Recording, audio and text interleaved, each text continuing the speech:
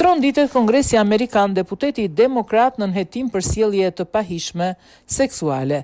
Komiteti i Etikës në dhomën e përfaqësuesve në Shtetet e Bashkuara të Amerikës ka hapur një hetim ndaj deputetit demokrat Jimmy Gomez pas akuzave për sjellje të pahishme seksuale sipas tre burimeve të cituara nga CNN.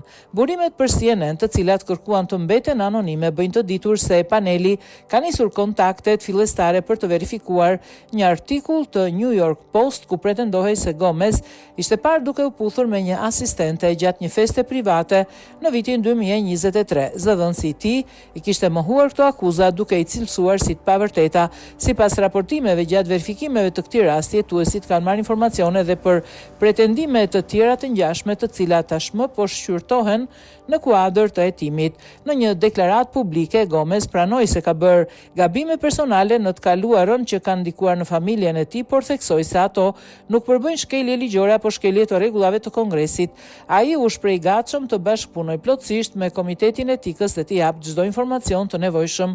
Vite më parë kanë bërë gabime personale jashtë martesës që kanë shkaktuar dhimbje reale për familjen time, edhe pse veprimet e mia ishin konsensuale dhe nuk shkelnin ligjin apo rregullat e etikës së dhomës përfaqësuesve, kjo nuk e zben ndikimin që kam pasur tek ata që dua më shumë, deklaroi ai. Hetimin ndaj Gomez, i cili nuk ishte bërë publik më herët dhe ndodhet ende në fazat e para, shihet si pjesë e përpjekjeve të Komitetit Etikës për të trajtuar seriozisht akuzat për sjellje të pahishme brenda Kongresit Amerikan.